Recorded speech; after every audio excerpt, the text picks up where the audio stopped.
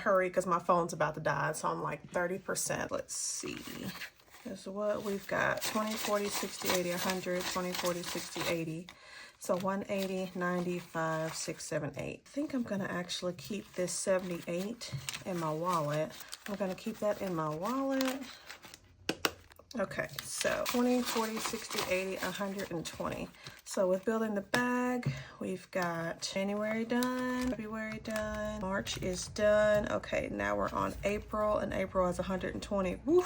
20, 40, 60, 80, 120. There you go. That's all April. This is going to be a very short video. It's all April. You know, some months you've got enough to put in other budget binders, and some months you don't.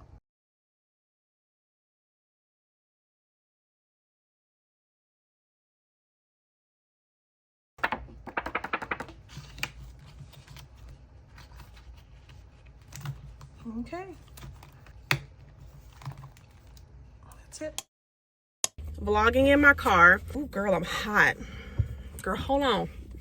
Brief intermission. The last video that you should have seen was me putting in my April building the bag challenge. I was a little discouraged because I was only able to save $120 that week. How entitled does that sound? I was only able to save. I'm realizing something about myself, and I just wanted to get on here and talk to you guys about it. I forgot where my camera was. It's over here. I'm gonna do better. I also mentioned in a video, and I will also try to link it or post it as a card, where I was basically saying that I had like several bank accounts and I had like 8 credit cards. I hope that that video did not come off as me bragging whatsoever. I truly created those several accounts so I could have security, and because I didn't really know the best way to do that except for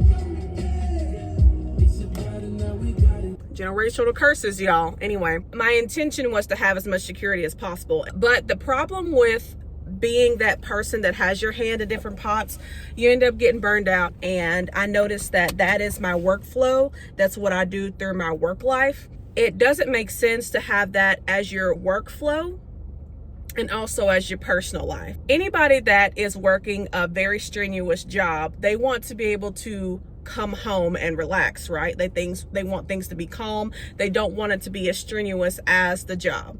So if that is the type of atmosphere that I have chosen, we'll use that word loosely because it's just, I want job security. You know what I mean? Like, it's not exactly something I want to do for the rest of my life. Maybe it's not the same job performance lifestyle that I want right now. However, it's job security, and I have 2 jobs. So people are fortunate to have 1 job, let alone 2 jobs. You know what I mean? How demanding my jobs and everything are. Why am I choosing to make life so difficult, also a little complicated? Cherishing more the simple life, what should be valued. It's time and it's family, pretty much at the end of the day. No one can get time back, and you need to pay attention to what is draining all of your time. I am using a lot of time to manage my finances. I won't say it's a bad thing, but I'm making it more complicated than it needs to be. Do I need several different banks at different brick and mortar locations?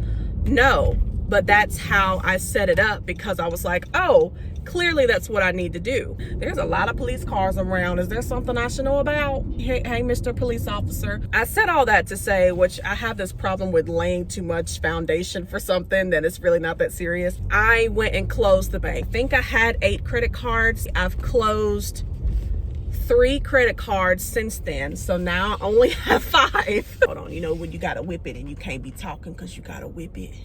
You gotta whip the thing, whip. So now I'm down to 5 credit cards, and I'm down to 3 bank accounts. But I think that the bank account situation is really key for me right now. Now, could I just keep the same bank and create different accounts inside the same institution?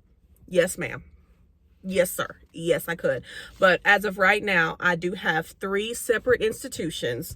This one bank is going to hold all of my eggs. I don't know why I keep going eggs, maybe because of Easter and it's April. And then I will transfer money for fuel. I would transfer money for food. If I already have 2 other bank accounts, I'm going to try this out first to see how it works. So far, I've done about 3 transfers into those bank accounts that I forgot I even had. So at least now I'm using them, because I was at risk of the institution and closing because I literally had not spent money in one account since October of last year. So you know, what am I doing? So far that's working for me. That's keeping it more simplified. So I know when I spend the cheetah card, which one of them is decorated with like a cheetah decal, and then the other one is decorated with pearls. I know pearls is food. I know cheetah is for fuel. So, and as far as credit cards, like I said, I've closed 3. One was Target, which I was not really reaping the benefits of Target, and they're not the high commodity right now like they were. They kept sending me promotions, and I noticed that I was only spending money because they were sending me promotions, which is their job, you know, at least with my card. With my card, I did not get cash back. The benefits I'm reaping, or the rewards that I'm receiving, is to spend more at that store. I didn't have discipline, I should say that. And I kept buying things that could easily be found at other locations. And it was just making me be like, oh, well, I only need detergent, but let me go ahead and get 5 other things to get my purchase up to $50. Again, it's smart. It's how they play the game. A lot of people fall for it. I fell for it. Ain't nobody mad at them. I'm just saying. There are those cards that are store specified, at least for my perspective. I don't understand having a card for that store. If I'm not like a die-hard fan, or if I'm not somebody that's literally going to be in there every single day, I don't even have a Target near me. So I would literally have to order it, drive all the way into town to get it. My closest one is like an hour from me. So if it's not working for you, it's perfectly fine to make it, you know, to change it up. And I feel like it's a little dark. Y'all know it's fine. I'm gonna stop. And I'm sorry if the video's kind of sideways, like I'm on a hill, so my car is kind of like this right now. And then Victoria's Secret, it is also an hour out. And so I'm like, what you doing? Every time I put money on that card, I would have anxiety trying to pay it off. So if you doing all that, you might as well close it. Now, Victoria's Secret, again, you would get benefits from paying more or buying more at the store. So if it's an hour out, I'm receiving the bras in the mail. The bras don't fit. I either have to pay to have them mailed back to Victoria, or I have to drive an hour out to have them returned. So unless I'm like die-hard person that loves my bras and loves my underwear and loves my sweetwear, my pajamas at Victoria's Secret, and I can see myself wearing them all the time, and I'm constantly needing new underwear and new bras, which I know I'm a person that I'll just buy a good bra and keep it for like 4 or 5 years and be like, listen, baby, we in it to the end. We in it. Hold on a little tighter. But some people are like that, and that's why they have the Victoria card. Good for them. But that card also didn't work for me. And then it was a Capital One card. I was just applying for credit cards because I was just excited that somebody was validating me to loan me money, that they trusted me for me to pay them back. So your girl was just applying for cards. And I don't truly remember what year that was. I want to say it was back in 2015, 2016. I applied for the card, and the spending limit was $1,000. Had the highest interest rate out of all of my cards. For me to have kept that card for as long as I did, because I was afraid to close it because I thought I was going to mess up my credit, which a credit's a scam anyway. I just cannot believe that I kept that card open as long as I did. That was an update for the bank accounts. That was the update for the cards. Those were the 3 cards I closed. It was a Target, it was Victoria's Secret, and it was one of my Capital One cards. So now, as far as cards go, I have my Apple credit card, my Citi credit card, 2 other Capital One cards that are much better than the one that I closed.